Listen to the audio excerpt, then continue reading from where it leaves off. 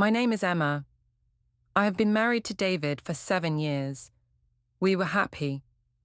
Or at least, I thought we were. David was kind, gentle, and always knew how to make me smile. Every morning, he would make me coffee before going to work. Every evening, he would kiss my forehead and ask about my day. I thought our love was strong, unbreakable. But things started to change 3 months ago. David became distant, quiet. He came home late. He didn't smile as much. He started hiding his phone. At first, I didn't think much of it. I told myself, he's just busy. Work must be hard.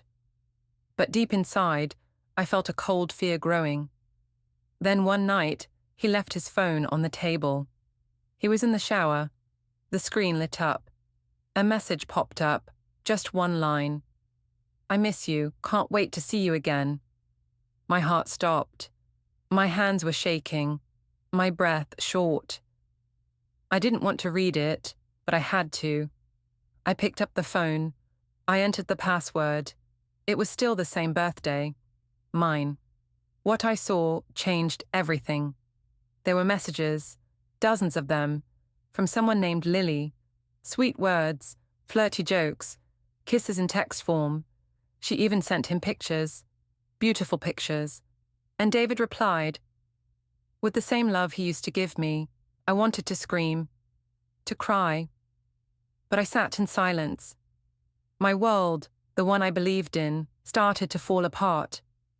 When David walked out of the shower, he saw me holding his phone. Our eyes met. He didn't say a word.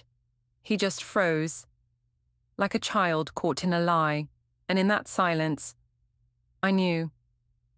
Who is she, David? I asked, my voice shaking. He opened his mouth, then closed it. He looked like he wanted to disappear. It's not what you think, he finally said. I laughed. A cold, bitter laugh. Oh, really?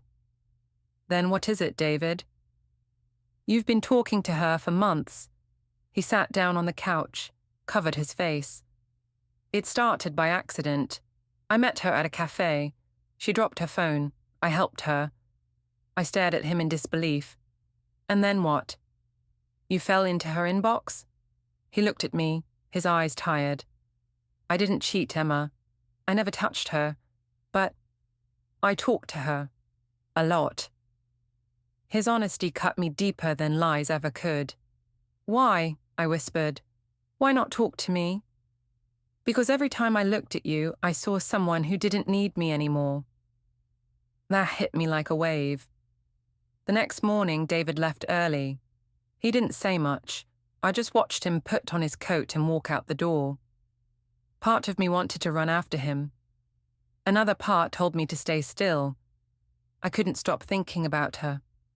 Lily. Who was she? What kind of woman sends messages to a married man? I needed answers, so I did something I had never done before. I opened David's laptop. I knew his password. Of course I did.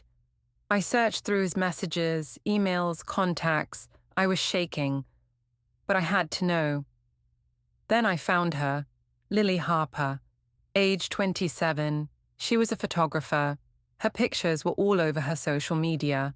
She was beautiful, confident, smiling in every photo. But there was something strange. In one of her posts, I saw a photo. It was taken at a cafe. The same cafe David said he met her at. But the date on the post was over a year ago. David said he met her 3 months ago. Why lie about the timeline? I kept scrolling. More photos, more clues. And then I found something that made my skin go cold. A photo of Lily, standing next to a man. His back was turned. But I knew that posture. I knew that jacket. It was David. I zoomed in. There, on the table, was his phone. The wallpaper was our wedding photo. So he had been meeting her for longer than he said. He didn't just lie. He hid a whole year from me. I couldn't sit still anymore. I picked up my coat and walked out. I had to see her. I had to look Lily in the eyes. Because I had a feeling this story wasn't just about cheating. The coffee shop was quiet when I arrived. I walked straight in, my heart pounding. I recognized her instantly. Lily. She was sitting by the window, a camera on the table. "Lily," I said. My voice was calm, but my hands were shaking. She looked up, confused at first, then surprised, then guilty. "You're Emma," she said softly. "Yes, and you know who I am." She nodded, slowly. "I'm not here to yell," I said. "I just want to understand." She hesitated, then motioned for me to sit. "David didn't tell you, did he?" "Tell me what?" She looked straight at me. No more hiding. "David is my half-brother." Everything inside me froze. "What?" "Our father had another family. I only found out after he died. I was angry, confused. I wanted to meet David, but he was married. I didn't want to ruin anything." I was speechless, all those messages. "But why didn't he tell me?" She shrugged. "Maybe he was afraid you'd misunderstand, that you'd think the worst." I sat back in my chair, feeling like the ground under me had shifted. He didn't cheat. He didn't lie about loving me. He just didn't trust me enough to tell the truth. Lily reached into her bag and pulled out an envelope. "This is a letter from our father. David never read it. Maybe you should." I took it, slowly, carefully. That night, when David came home, I was waiting.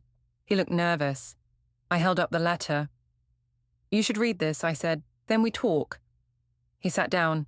He read, in silence. Tears filled his eyes. We talked until morning, about family, secrets, fears, and love. It wasn't perfect, but it was real.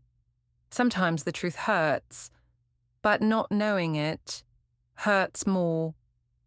I almost lost my husband over a message I wasn't supposed to read.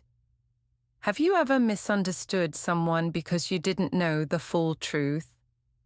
Let us know in the comments, and don't forget to subscribe for more emotional English stories, told simply so you can learn and feel at the same time.